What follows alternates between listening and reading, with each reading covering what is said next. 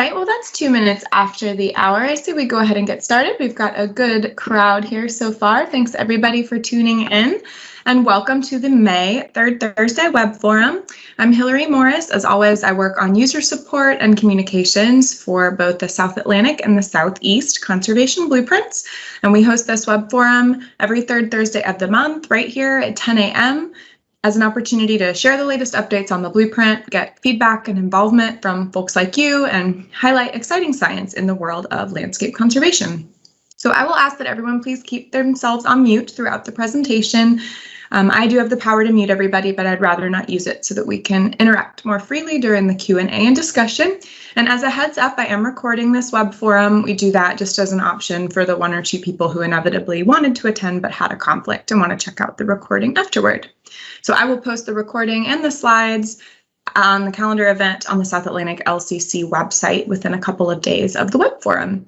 So before I hand things over to Rua and show our agenda, does anybody have any questions or comments? All right, so here's our usual agenda. I'll start by introducing our speaker. We'll hear for 30 to 40 minutes about the monthly topic. There'll be plenty of time for Q&A and discussion at the end. I'll wrap up by previewing next month's webinar and giving some updates from your South Atlantic staff. So today our presentation will be given by Rua Mordecai, who, as you probably know, is the coordinator for the South Atlantic and Southeast Conservation Blueprints. And he's going to be talking to us about Zonation, which is the modeling software program that's used to create the South Atlantic blueprint. And then starting next year, we're also going to be using Zonation to prioritize a larger swath of the Southeast as we work to improve the consistency of the Southeast blueprint. So Rua, you can go ahead and share and take it away. Sounds good. All right. Go ahead and share here. So this is normally when we talk about the blueprint and we hit some of the overviews and the various pieces. I'll share my screen here. We don't talk in too much detail about zonation and in general the blueprint itself. And so I'm going to be fairly light on the general background, and we'll dive a little bit more into some of the mechanics of how the prioritization works in the blueprint. But first, just some quick background, just to kind of remind everyone. So the conservation blueprint is a living spatial plan, identifying important places for conservation restoration, helping a whole mess of people from a bunch of organizations, bringing in funding, and forming their conservation decision. So thinking about it, it's really in that setup to help bring in new conservation funding to the South and just help us all use our current conservation resources more efficiently. Like Hillary said, we're kind of switching over from a lot of the methods and pieces that I'm talking about only applying to the South Atlantic version into a much bigger expansion and really focusing on the Southeast Conservation Blueprint. So I'm going to start talking more at that bigger Southeast perspective in this talk itself. So just for a quick visual here, for the bigger Southeast Conservation Blueprint, we integrate a number of similar conservation planning efforts across the whole geography. So this shows you from the 2020 blueprint, these are the different inputs, and the little crosshatches are overlap areas. So we basically try to bring them together, make them as apples to apples as we can in their kind of level of prioritization and the stuff they're considering, that kind of stuff. The South Atlantic covers this sort of Southeast Virginia all the way down to North Florida area and then out into the ocean. So we're bringing in that terrestrial, aquatic, marine components here. So even some of the examples and things we're talking about so far are coming from the South Atlantic, but coming up basically next year, and a lot of the things we're doing in the context is a bigger expansion of those methods and consistent approaches. So all the states shown here, and then possibly some overlap zones in the other states. We're going to be using basically the methods I'm talking about today. And so we're going to have some consistent indicators, consistent methods covering most of the Southeast blueprint as well. So we'll be expanding pretty far to the Northwest and out into the West coming up next year. So this green is kind of like the base part of the blueprint here that we'll be talking about. All right, so overall blueprint methods. This is the general steps we've used for the blueprint for a little while now. The first step is starting with these series of indicators of ecosystem integrity, terrestrial, aquatic, freshwater. I'm not going to get into all those details now because we've done that a lot, but can always answer questions about that. So we start with our indicators, then we remove areas with low conservation value and also reservoirs, and I'll talk about that in a minute as far as why we do that step. Then we use those indicators to rank areas within a series of subregions. We split it in subregions mostly just so we can actually run the models at these big scales. Then we bring in connectivity by identifying kind of corridors linking hubs. At the workshops coming up later this month and the beginning of next month, we'll actually be talking about how we want to approach this in the 2021 blueprint. So we've got a little chance to step back and see if we want to keep with the current approach to corridors or take a slightly different approach to corridors in this next version of the blueprint. And then the last step is pretty much bringing the high integrity areas and corridors to make the final version of the blueprint. For this talk, we're going to really focus on step 3 and the mechanics of how that works. All right, so when we're doing this prioritization, what are we trying to do? We've got all these different indicators we care about, but as far as the outputs, what are we trying to get out of with Zonation and how we do the prioritization? Well, here are a few big things. Number one, we want to capture kind of high value representation from the indicators. So, all these indicators are there to capture specific components of the system and particular important features. And so really the kind of high values within those indicators, we want our network to be capturing all those different pieces as part of it.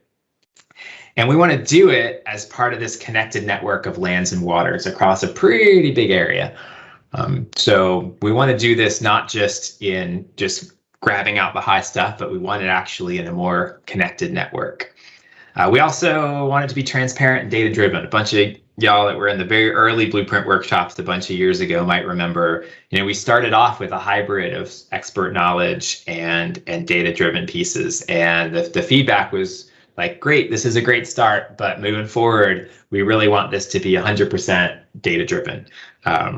And so just so it's defensible and it doesn't rely on knowing the person that provided that expert knowledge. So we've really focused hard on the review of the data in workshops and things like that, but also making sure that the methods and everything is fully documented, completely transparent, completely data-driven. And then the last piece that's, of course, a big thing that comes up a lot is making sure that this bigger network is resilient to climate change. So when we think about this connected network of lands and waters that's depicted in the blueprint, we want to make sure that network is resilient to future change, including climate change. So I'm going to hit on a few of those as we go through. But let's start with the first kind of bigger question is, why not just kind of take those indicator layers and stack them up and look for hotspots? Just kind of add them up, fairly simple version. You don't need a complex program or run models forever to do that. That is actually adding up different indicator layers and figuring out how to combine stuff to create priorities is still a really common approach to conservation planning. There are a number of issues with it, but I think it continues to be popular because it's quick and it's easy to explain. But it does have some major issues when you're looking at a bigger portfolio of priority places, when you're thinking about a bigger network that's going to be resilient into the future. And so, again, quick and easy, but it does have some downsides. So we're going to take a quick tour into the idea of complementarity and one of the bigger downsides of just adding up indicator layers and only thinking about individual pixels in isolation. So here's a really basic toy example on the concept. Imagine you have 6 different species you care about. You have 5 different sites you care about. The zeros or ones are just sort of whether they're present or absent at sites. And then you've got the total down here at the bottom of how many species are there. So, imagine you're trying to pick between a couple of these sites, and this is the data you have. You have just stuff on 6 species. So, okay, well, if we have to pick 2 sites, we're going to go down in classic adding effect. Let's just go ahead and let's grab site 1 and 3. They've got the highest number of species in there. So that's what we would do. And cool. All right, we've got our nice little network. Problem is, we completely missed our species number 2. So it wasn't present at either of those sites. But we weren't really considering the bigger portfolio when we picked 2 sites. We were just looking at hotspots. And so if we had stepped back a little bit, we would look at these last 2 sites, which only scored 3, but together collectively captures all the species we're interested in. So this is, of course, like a very toy example, but it's a toy example of something you see a lot in conservation, especially folks that work with more imperiled aquatic species, with plant species. There's just a number of situations where you know, stacking up all the different indicators of condition, diversity, and complexity will miss out on key features and key parts of different species or their life cycles or things like that. So that's why we think, all right, we need to take a bigger step back than just adding things together and think about something like the blueprint more as a portfolio of places and think about how they interact instead of just looking for the hotspots. So to deal with that, we use a program called Zonation. It was created back in 2004. It's been used globally for terrestrial prioritization, freshwater, ocean planning, all these different realms. It's open source now. It was last updated in 2019. That is a blessing and a curse. It is a blessing in that it's now open source, so people can pick it up. It's the bad side is that the folks that originally were developing and put a whole lot of effort into it pretty much stopped development as of a few years ago. So great that they put the effort into open source. Hopeful we can keep moving on, improving in the future. But the folks that originally developed it and supported it for a long time have kind of stopped supporting it too. So goods and bads there.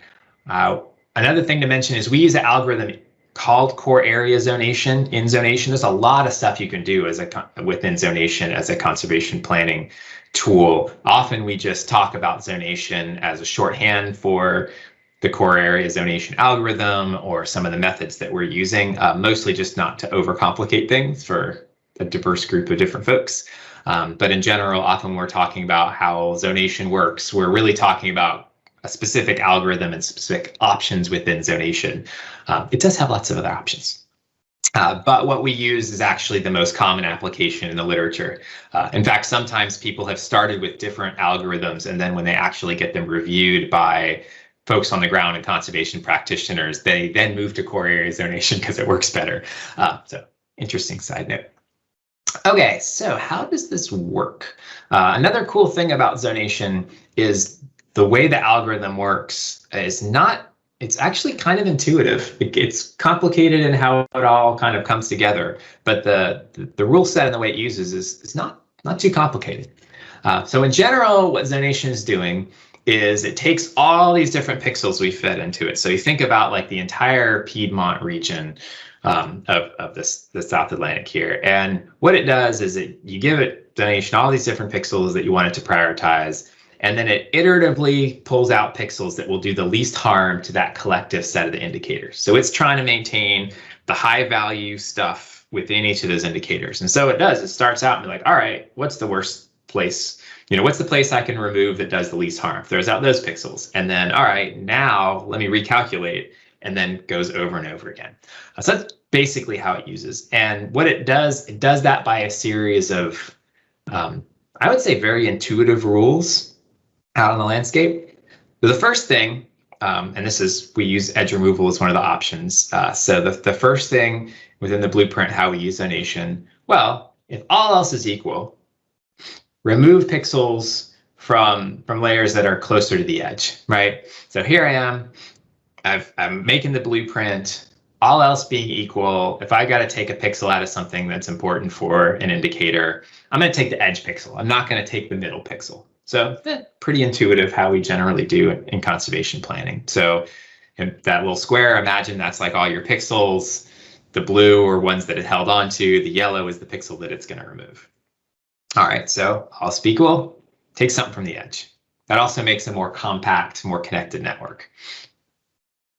All else being equal, take a lower value pixel, right? So the darker blue is a higher value but not removed, the lighter blue not removed, and then the yellow is what you'd pick. So in this situation, yeah, of course, if you have, an indicator that's looking at, say, resilient sites, you're going to go for you're going to try to hold on to the more highly resilient ones first compared to the less resilient sites.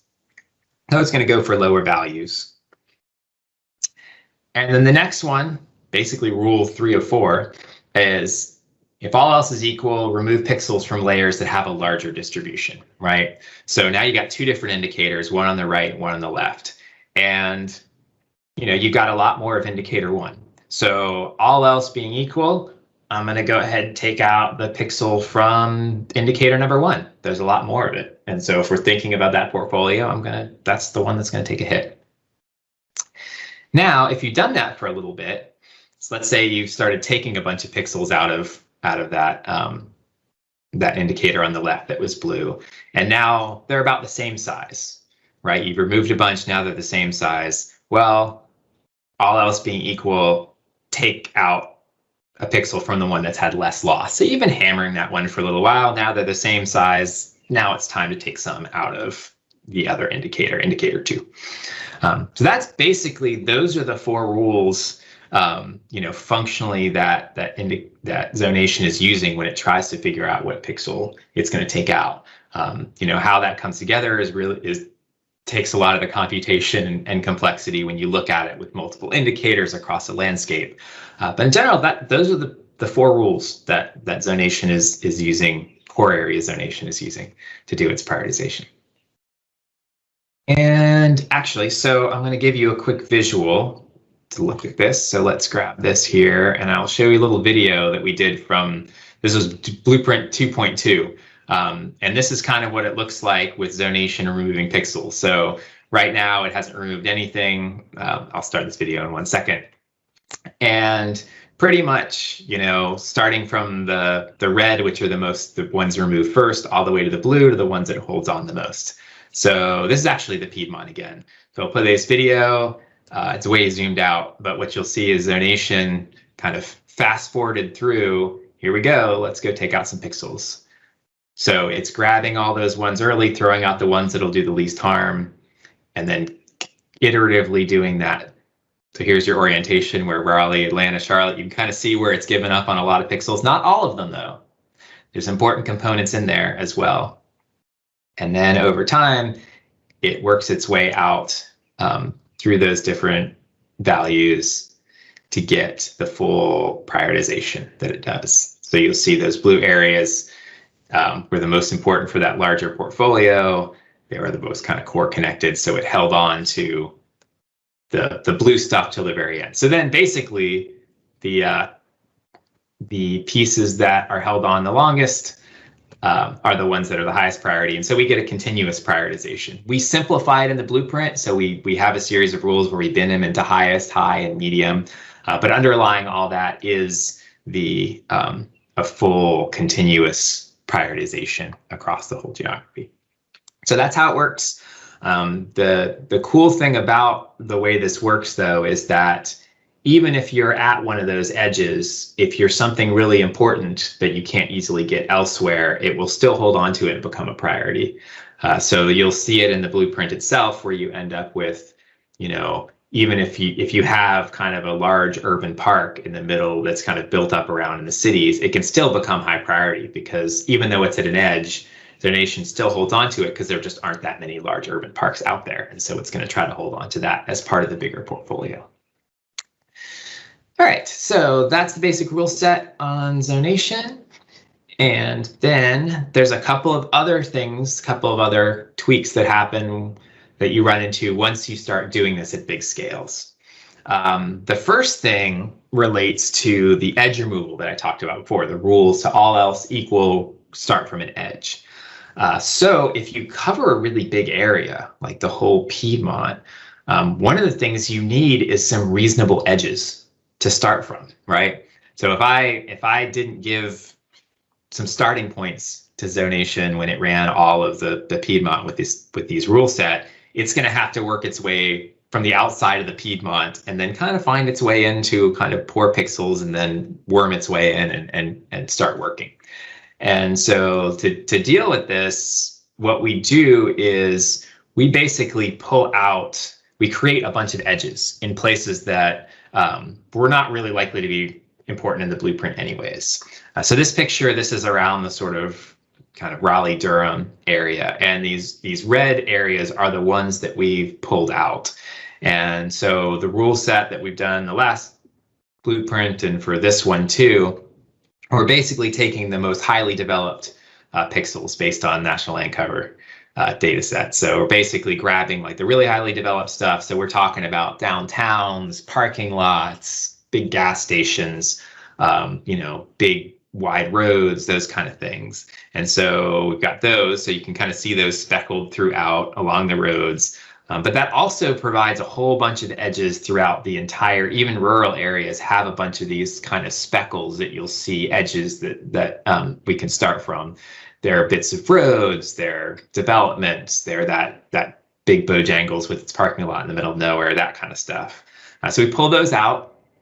The other thing we pull out is reservoirs, and that's basically, reservoirs are an interesting kind of complicated thing right now. We don't have the right indicators to get at nuances of the most important places within reservoirs. They can serve as important habitats in places, but for the last while, we've been pulling out reservoirs because if you don't, and at least with the current indicators we have, the reservoirs just look like a huge patch of big connected habitat and end up being like highest priority because they're like, oh, look at this big, great stuff we can find, when really it's a highly altered kind of open water system. So for now, we pull out the reservoirs themselves. Next year, that may or may not happen depending on how well we can address the nuances of kind of important habitat within the reservoirs. But we pull those out for now. A lot of people are often concerned, does that mean if we've started those edges up against a lot of the protected lands and good stuff that's near the reservoirs? But when we run the blueprint, you end up with lots of high priority places around reservoirs, given how much conservation has happened there. So the edges, again, are just starting points. And so you can be up against an edge and still be highest priority in the end. It just depends on what your indicators are. But these just give places to perforate across the whole landscape. So that is something we do. We start off with pulling those out. So that's one twist when doing this at scale. And the second twist deals with basically the type of indicators we have and the kind of intentional treating of those. So what happens is that with this algorithm, sometimes we have indicators that cover really small areas, but we don't want all of them to be the absolute highest priority in the blueprint. So what we do, the kind of rule set we have right now is if greater than 70% of an indicator is 0 or no data, where there's like lots of very little 1+, we downweight the indicator based on that percent. So zonation does also allow you to weight indicators. For ones that cover a reasonable amount of the whole geography, we avoid weighting those, but ones that are problematic, like these very small ones, that's where the weighting rules come in. And marsh extent is a good example. It may not be so easy to see, but these little blue flecks around here. And so marsh extent is one of our indicators here, blue flecks, blue fleck, blue flecks. If that was a species, and there were lots of widely distributed species, and this species just had very small ranges, making that a high priority relative to other things. Oh yeah, that's not such a bad idea. It's very, very rare. But for marshes, they're important, but we don't want every single pixel of marsh, regardless of quality and patch size and configuration, to be the highest priority in the blueprint itself. And so this is where the down weighting comes into play.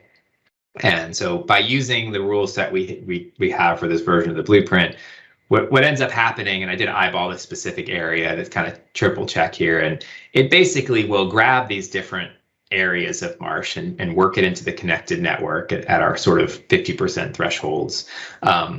But not all of this becomes high priority. Some of it becomes kind of medium and in different ranges. And so really that down weighting is just saying, yes, we know this is a small extent in our indicators, but we don't want every single piece to be highest priority. We try to have a gradient in there, especially for people that want to prioritize work in freshwater marshes. So that's an example of one of those indicators, and that is a twist when you have certain measures that cover the entire area and some that are very rare. And yeah, so the last piece is related to climate resilience. This question comes up a lot in the blueprint itself. And so the sort of question of, okay, how does the blueprint integrate climate resilience into its work? And there are really 3 different components that we have to integrate that resilience to climate change. And they're focusing on resilient sites, connectivity, and then the regular updates that we do to the blueprint. So I'll hit each of those. Resilient sites, and I'll hit this in the context of the bigger Southeast Conservation Blueprint and where we're going in 2022. So the first thing we have is resilient conditions. So these are the types of things that are important as species move and climate changes. So regardless in the South, regardless of the ecosystem, regardless of how species moved, we still need regularly burned areas. This is a very important kind of fire, and that level of disturbance is important in pretty much almost all of the Southeast. So even as species shift, even as some of the communities shift, that sort of regular fire is a core part of the South in general. Patch size as well, regardless of with climate change, having larger contiguous patches is particularly important over time, and things like floodplain condition. So if we're looking at riparian buffers and impervious surface, these are things that, regardless of where you are climate-wise or in the country, or as these things change and move, these are just conditions that are they're going to be important regardless of how climate change impacts things. The other piece of that is the geophysical settings component. So looking at these sort of soils and interactions, landscape complexity, where you have interactions of sort of different levels of elevation and geophysical settings, things like that. Those more complex areas support more diversity. And so this is probably heard that conserving the stage idea, where it's like, yeah, the players are going to move, but these key stages are still going to be important. And then making sure we have a portfolio of those different settings in the ecoregions, trying to represent the different soil types and different unique components of that diversity, increases the chance that new species are going to find habitat within their unique niche. The geophysical settings right now is, we have the data for the full Southeast, but it's only in the South Atlantic and Appalachian part of the blueprint right now that's incorporated. That will greatly expand in 2022. So thinking about the settings that don't change, and then also the conditions. Those 2 pieces of the resilient sites are a core part of how we make things climate resilient. Connectivity, of course, is one of the kind of key and most agreed upon climate adaptation approaches. And so we kind of approach connectivity in the multiple different spheres. There's aquatic connectivity. So we have metrics like network complexity that help aquatic species move to new conditions or find refugia in times of drought. And one of the things we're doing, you'll see it in the 2021 blueprint, you'll see it in the next one, is we're continuing to standardize on measures that are maintained by the Southeast Aquatic Resources Partnership. So like our network complexity uses all the work that folks have been doing on connectivity and bringing in kind of dams and different components. And so we're making continual improvements and getting more and more synced with that, the regular data on aquatic connectivity that's coming out, which is exciting. Terrestrial, this is, of course, corridors help species move on land. We're going to be talking a lot about corridors in the blueprint workshop, and a bunch of really interesting questions that'll be fun. So far, we have that only in the eastern part of the Southeast blueprint. Of course, when we expand out that fuller western part, we'll have more of those corridors built in to the bigger blueprint. And then coastal corridors. So these are your classic kind of migration space places to help salt marsh and all the other coastal ecosystems migrate inland. So that's some things that we have built in, not just, so we prioritize right now looking at kind of current salt marshes and their ability to move, but also their whole migration space in between.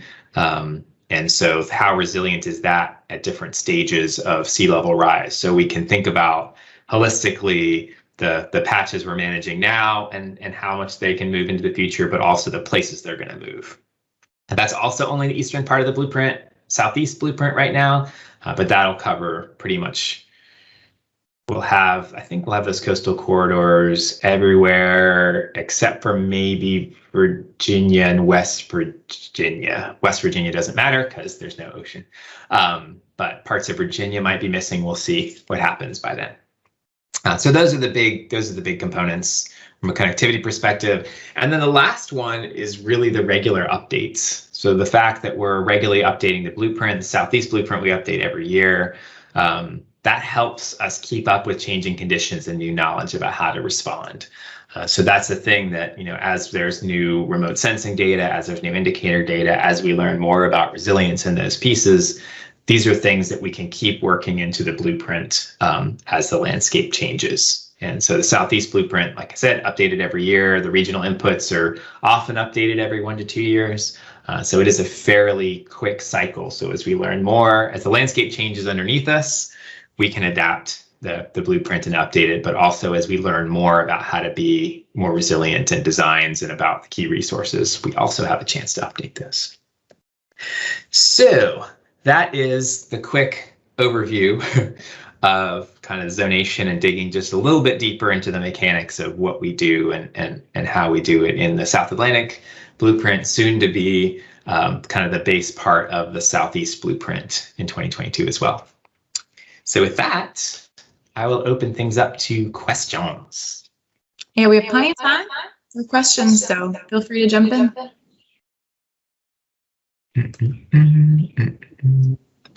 There we go. Hey, so I have a few questions for Rua. Yeah.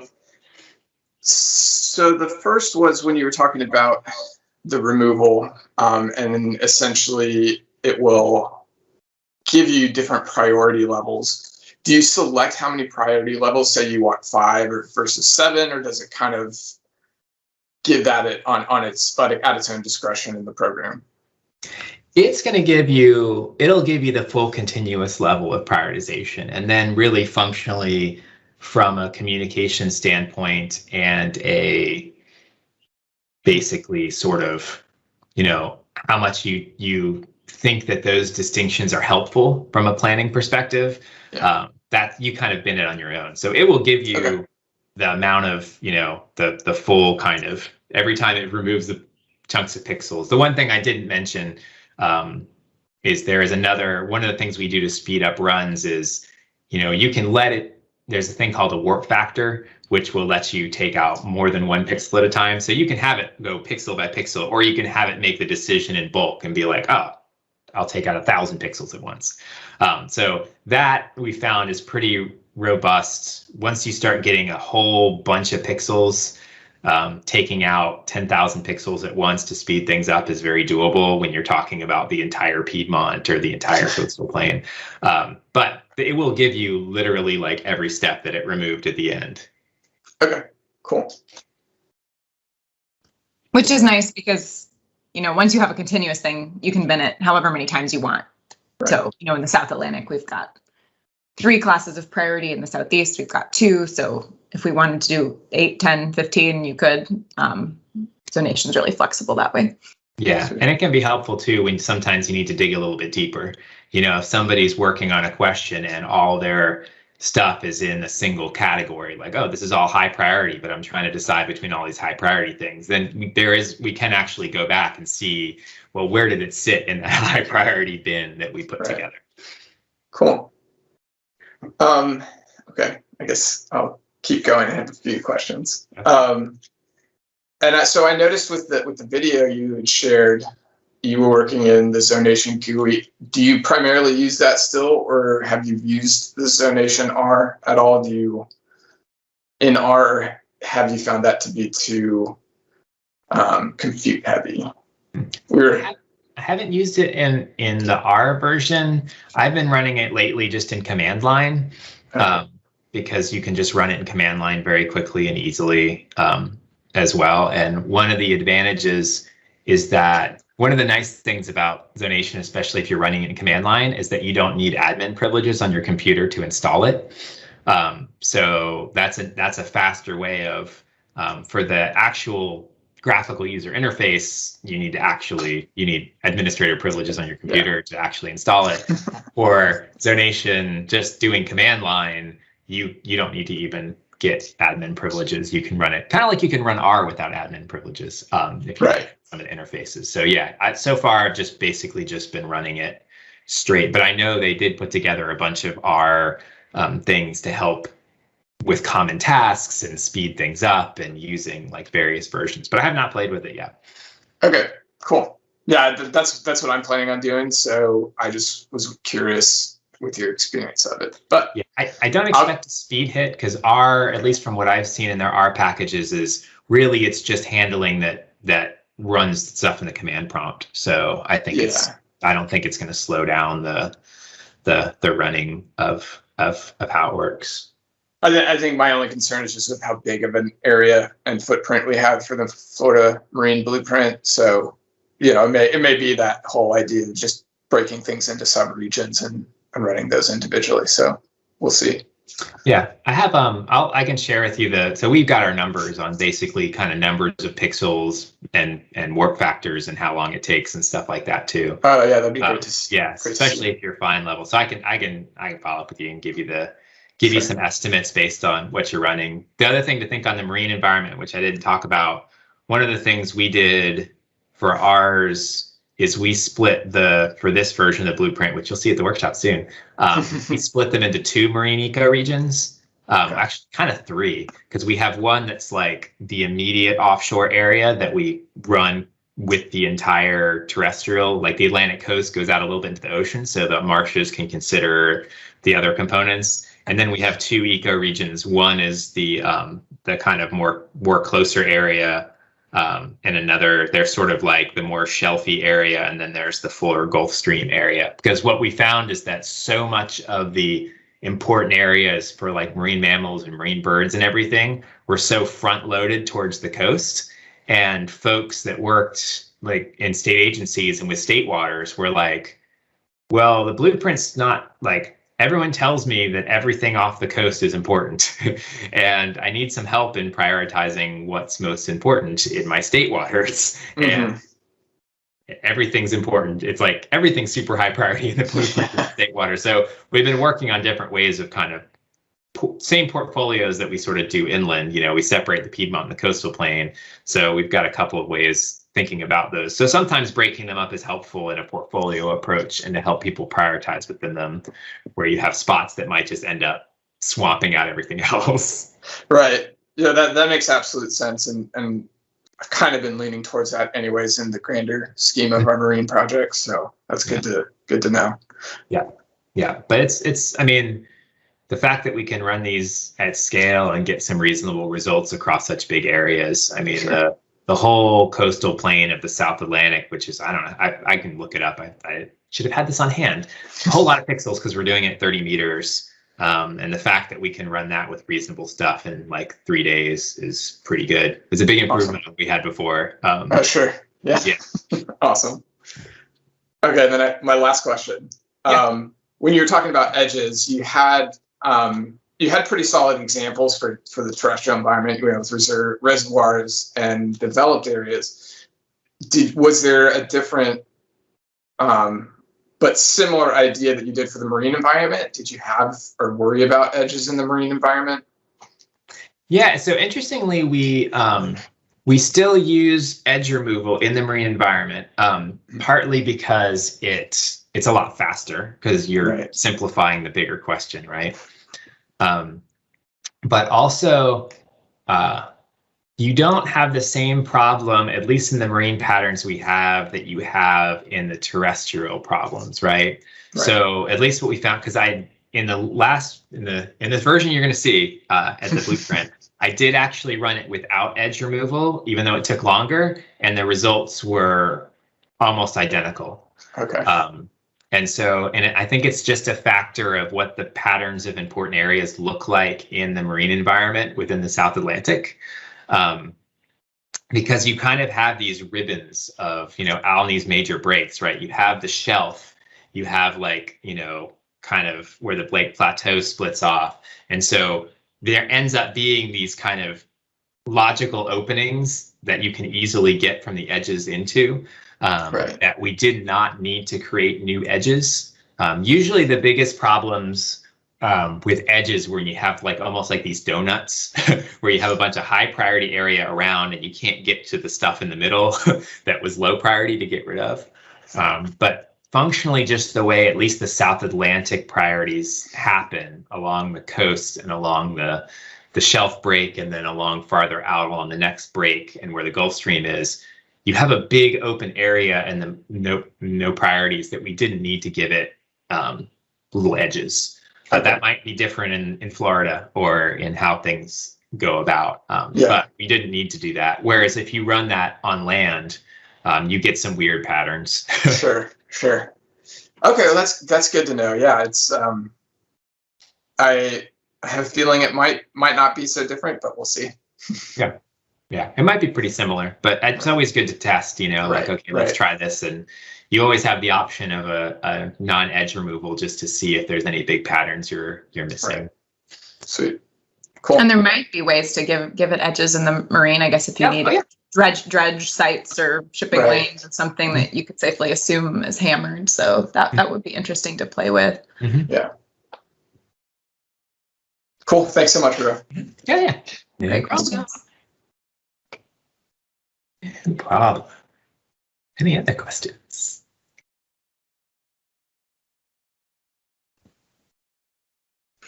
I have a question. This is Cherie. Hey, Cherie. Hi there. So, didn't you used to have to run it on one of those big computers with lots of servers at one time? Yeah. So it's interesting. We've been learning a lot, and we've made some changes and improvements over time in how we did things. And so it is still helpful to have a fast computer with a lot of RAM. Yeah. Because that lets you do other things while you're running stuff. Yeah. So 64 to 128 gigs of RAM is pretty sweet spot. You can also run multiple runs at once, which is pretty nice. Yeah. We have discovered that on other machines, depending on the machine, they don't have to be such super crazy high-powered machines. We still don't totally understand all the pieces. It's really about the RAM, but managed to do one with 32 gigs of RAM on with a decent processor, and it still runs. You can't do a lot of other stuff while it's running. But it still runs almost as fast as the faster one. The weird thing is that there's a certain point where Zonation can't seem to use any more RAM. So you get this part of diminishing returns where it's you can double or triple the RAM and it'll go a little faster, but it's mostly that you can add on another run or you can do other stuff at the same time. We tried supercomputers before. There is that same issue of really it's just about RAM, and most supercomputers are multiple clusters, and so it's not really written specially to make use of supercomputers. So we've gotten it running. It doesn't really run any faster. Oh, gotcha. But we've kind of gotten to this point where, for subregions, if I can run the entire Atlantic coastal plain version of the South Atlantic, and do it in 3 days and get good results out of that, it's that's not so horrible. That'll do. Mm-hmm. Okay, so I have another question. Yeah. I'm wondering if there's some way to incorporate things like risk into it. So, putting places where maybe development's kind of imminent or anything like that. Yeah, so it's an interesting question. There are different ways of dealing with it. We explored that a few years ago. And when we brought that to the Blueprint workshops, I don't know how many years ago it was, we brought that bigger question. I think it was in 2015. It was a long time ago. It was a long time ago, but we brought the bigger question to a few hundred people that were at those workshops. And what we did was we mapped out parts of the blueprint that were at risk from development and sea level rise. And we had a big chip voting exercise and discussions and stuff like that, because what we wanted to know is exactly kind of what you were saying, Sri, is like, okay, what do we do about places at risk? What does that do to the importance in the blueprint? And it was interesting because in general, like the scientific literature and most of what you see is like, ooh, downweight things that are at risk or remove places that are at risk or something like that. But when we brought it to the bigger conservation community and we started asking these questions, and it was really around this question of, okay, you've got an important place in the blueprint and it's threatened by urban growth. Is that, how would you want to see that dealt with? Yeah. And there were a number of people that were like, ooh, well, don't get rid of that or downweight it. The fact that it's threatened means it's high urgency. Yeah. And so, oh yeah, leave. In fact, there's a number of folks that were like, that should be higher priority in the blueprint, high urgency, act quick. It's not going to be on its own.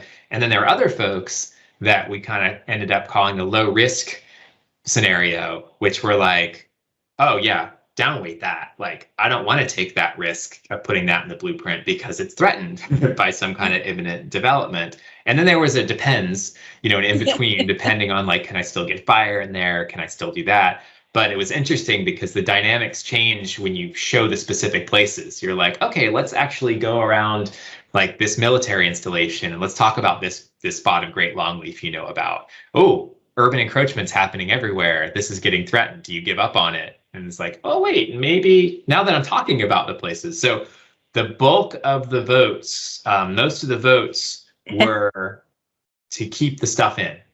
Basically, we had lots of rank it higher and we had lots of it depends. But a smaller percentage was the low risk group. I think it was only 20 or something folks. Yeah, I think it was like 87% of all the respondents wanted to continue to work in areas that were predicted to change.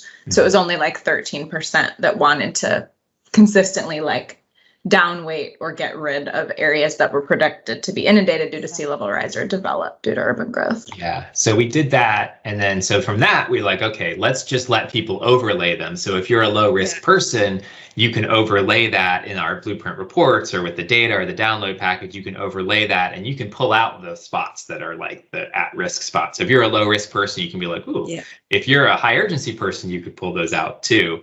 And then we also explored this portfolio question of, okay, if 13% of the population is low risk and this percent is high urgency, and we gamify that across the geography, what are we going to miss out on? What are we going to lose out on? Is that the right balance? Do we need to be more low risk or no, more high risk? We haven't been able to fully crack that synthetic question across the entire conservation community in the South, but it is something we're trying to steadily take pieces out of so we can eventually get at this point where we get together and say, all right, strategy wise to change from urban growth, here's where we're at. Here's how well it seems to be working. If it's a priority, what's the chance we can actually do something about it? And then look for opportunities to be like, oh, do we need to have maybe more people be a little more low risk, or maybe we need to have people be more high urgency. So that's a bigger question we're still trying to take pieces out of, but haven't been able to like get queued up. When we get the methods, we will bring it to y'all in the greater community in kind of a workshop setting to kind of review and talk about. Thank you. Yeah, no problem. Probably have time for one or two more questions if anyone else wants to jump in. Sorry, I just have one quick thing to throw your way. So we were talking about edges, and something Hilly you brought up reminded me. So as far as edges in the marine environment that may work for trial with you guys is, have you heard of Global Fishing Watch? Mm-hmm. Yeah, so that's of course fishing effort and vessel activity. That may serve as a good opportunity for edges just because of where activities are focused. So potentially, or, something to think about. Yeah, it's an interesting one. Those data are pretty coarse in the Atlantic.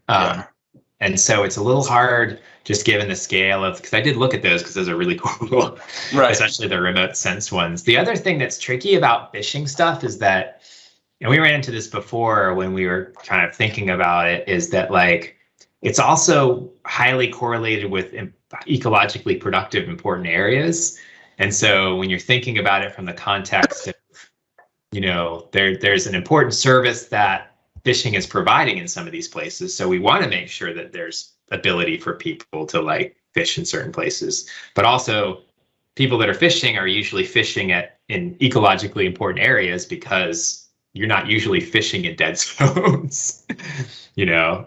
So yeah, it's an interesting question on how to treat those different edges. And so you're saying, you could either be hammered because you're way overfished and trawled within an inch of your life, or you could be super high priority because you're super productive and that's why people are fishing there. Yeah, exactly. So it is a tricky component to get at in that side of things. But yeah, the edges I think is going to be an interesting thing if we need to pull it together in the marine environment. You know, I think there are some other things related to productivity and currents that might also be really good starting points for edges, because there are definitely some spots that, you know, you don't see the seabirds in, you don't see the marine birds in. There's really not a lot of sort of live hard bottom growing in there that might also be good logical edges to start from. And ideally, you'd want to avoid the places where the currents aren't predicted to shift into climate change. So like, again, the resilient side, still working on that part, making more progress. We want to try to build in on the resilient side future locations of currents and eddies based on climate change for the marine side. So we kind of have this like, again, it's the marine connectivity part as part of it, but it's like, yeah, once these currents shift, even if it's complete dead zone, the Gulf Stream shifts just a little bit, you get a new eddy or current, and suddenly you have a whole vibrant community under there. So still trying to build those in as well.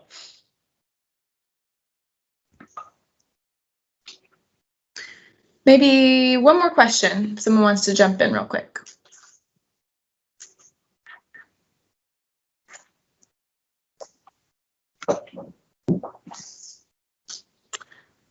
All right, not hearing any, I'll go ahead and just give a couple of updates and a preview of next month's webinar, and then we can pause again for questions at the end.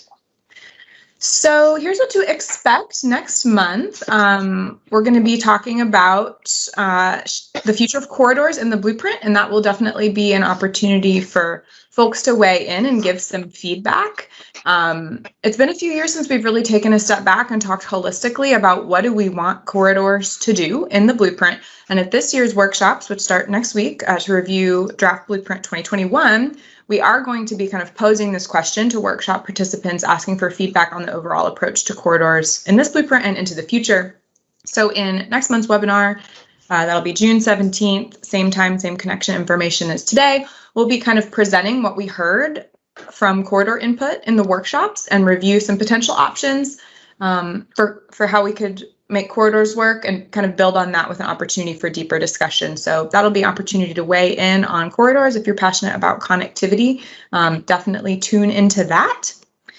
I did want to provide one update that registration for South Atlantic Blueprint workshops is open. I'm going to put this link in the chat real quick, but this is just a link to go ahead and register for a South Atlantic Blueprint workshop. They start next week.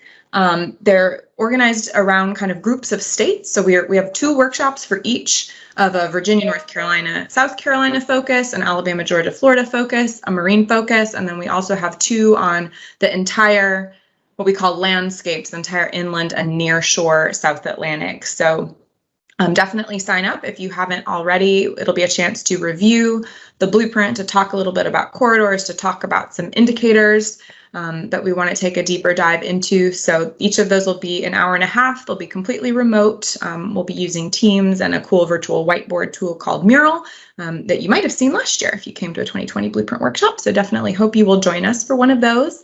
Again, they start next week. So if you haven't registered already, go ahead and get signed up.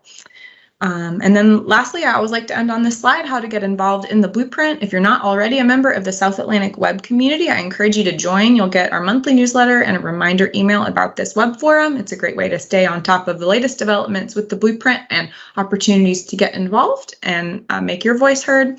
You can always connect with your Blueprint staff. That's Rua and me and Mallory and Amy and Louise in Raleigh.